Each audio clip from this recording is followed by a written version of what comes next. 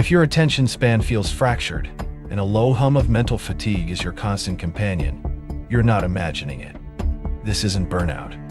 It's an engineered environment. That pervasive sense of being perpetually behind, of always struggling to keep up with the deluge of information, the inability to hold a complex thought for more than a few minutes before another notification or headline rips your focus away, that rep is not a personal failing.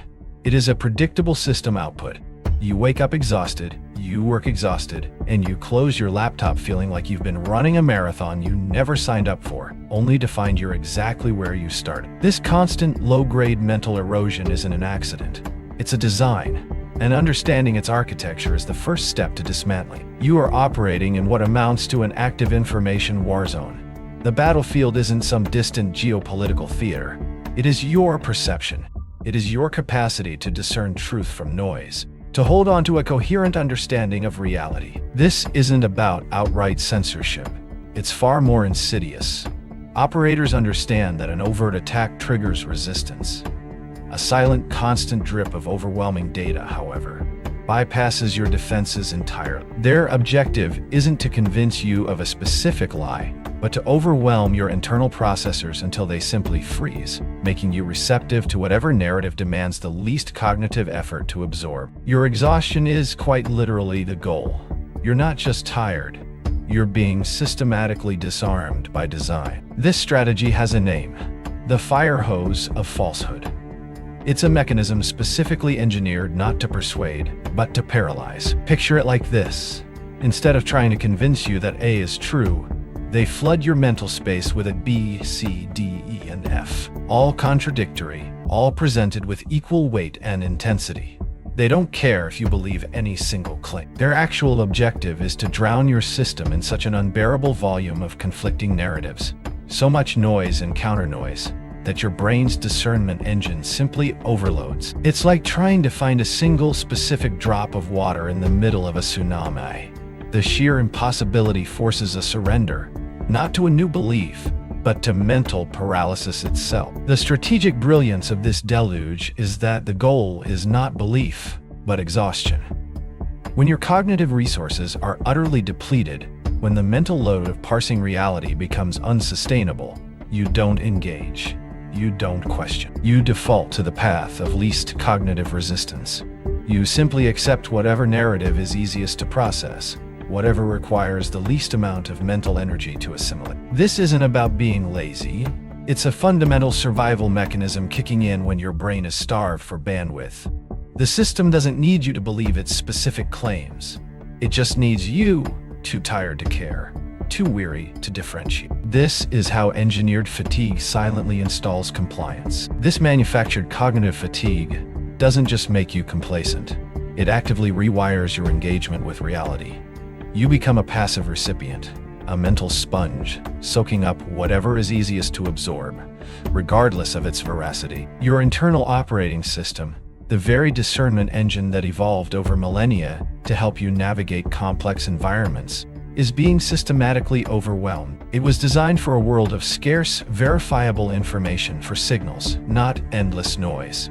This updated attack vector exploits that design flaw, turning your natural capacity for sense-making into a critical vulnerability. It's a silent coup on your mental sovereignty, making you an unwilling participant in your own disempowerment. Now, your natural instinct might be to fight this by consuming more information, to double down on research, to cross-reference every claim, to dive deeper into the rabbit hole of contradictory data, until you can somehow find the real truth. You might think the solution is to work harder, to analyze faster, to process the deluge with increased vigor.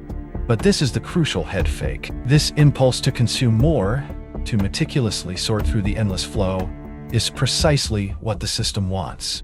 It feeds the fire hose, because the more you try to intellectually wrestle with every piece of conflicting information, the more you deplete your finite cognitive resources. The problem isn't a lack of information. It's the parasitic volume of information designed to collapse your processing capacity itself. The challenge is not one of discernment, but one of scale. Your brain is a powerful engine, but it has limits. Under this sustained deliberate overload, its primary function, to make sense of the world, begins to fail. It doesn't just misinterpret, It shuts down. This isn't just about misinformation anymore. It's about the systemic collapse of your capacity to hold any coherent worldview at all. This is the critical vulnerability they have exposed and are actively exploiting. When every claim is countered, every fact is disputed, and every narrative is fragmented, your internal system defaults to a state of learned helplessness. The true goal isn't to change your mind, but to ensure you no longer have a mind capable of independent assessment. To reclaim this territory, to rebuild your discernment engine, you must understand that the countermeasure is not more data. It is a ruthless, surgical filtration protocol. This isn't about avoiding hard truths. It's about strategically managing the incoming hostile information. You must stop trying to drink from the fire hose. Instead, you need to install a filtration system, a cognitive firewall that drastically reduces the sheer volume of data you allow into your mental space. This protocol is about surgical precision, identifying verifiable signals, prioritizing critical information, and ruthlessly eliminating everything else that aims to merely occupy your cognitive bandwidth without delivering actionable insight. It is about reclaiming your mental operating capacity, not by fighting every ghost, but by cutting off the supply line that creates them. This is not about ignorance. It's about strategic allocation of your most finite resource, attention. The non-obvious answer, the tactical solution, is to actively, almost violently, curate your information diet. You must become the gatekeeper, deciding what inputs are permitted to cross your cognitive threshold and which are rejected outright, not for disagreeing with you, but for being mere noise. This isn't a passive process. It's an urgent operational requirement. By implementing a brutal filtration protocol, you don't just reduce overwhelm. You rebuild your capacity to process, to analyze, and critically, to act effectively in an accelerating, manipulated landscape. You move from being a casualty of cognitive warfare to an active combatant, armed with clarity. To become that gatekeeper, you must adopt a protocol. We call it surgical filtration. This is not about broad digital detoxes or intermittent breaks. It is a calculated, almost violent reduction of input channels. Your objective: to minimize the surface area for attack. This means identifying the specific vectors through which the fire hose of falsehood impacts your cognitive space. The news feeds, the social algorithms, the unchecked notifications, the casual conversations that function as vector points. Each identified vector represents a vulnerability. Your response must be an immediate, decisive, and often permanent closure of that access point. This is not for comfort. It is for survival. Your capacity for truth depends on it. You are shifting from a passive information consumer to an active information operator. Your internal operating system, remember, was designed for a different era, an era of scarcity, not engineered daily. This updated attack vector exploits that legacy design. It targets the very processing power of your mind. To counter this, you must install an immediate, non-negotiable firewall. This firewall isn't built from belief. It's built from behavior. It's the conscious daily act of refusing to engage with the volume. It's the identity of someone who understands that cognitive bandwidth is a finite, critical resource and allows nothing to deplete it without explicit, tactical permission. The implication of failing to implement this protocol is stark. It's continued, engineered exhaustion. This isn't just about feeling tired. It is about losing your capacity to parse reality. When your mind is perpetually overwhelmed, your brain defaults to the path of least cognitive resistance. It accepts whatever narrative is easiest to process, not necessarily what is true. This manufactured cognitive fatigue silently installs compliance. You become a passive recipient, a data sink, absorbing whatever ambient narrative requires the least effort to integrate. Your agency erodes, not through direct force, but through the subtle, relentless drain of your mental reserves. This is precisely why your exhaustion is the goal. When you are too depleted to discern, you are easily directed.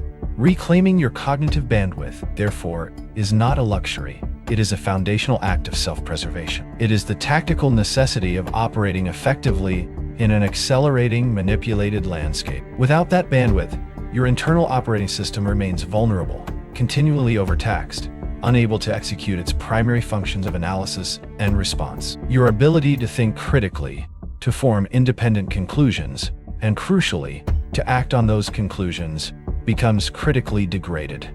This is the direct cost of an uncurated information diet. The surgical countermeasure involves a brutal prioritization.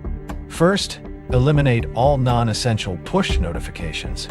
Every beep, every banner is a micro-interruption designed to pull your attention. Second, reduce your news intake to a single, verified primary source aggregator accessed at a specific limited time each day. No endless scrolling. Third, ruthlessly prune social media feeds down to absolute necessities or eliminate them entirely. This is not about being uninformed. It's about being tactically informed. Your goal is to drastically reduce incoming data volume, freeing your cognitive resources to process only what is critical, verifiable, and actionable. This is how you reclaim the battleground of your own mind. This disciplined filtration rebuilds your discernment engine.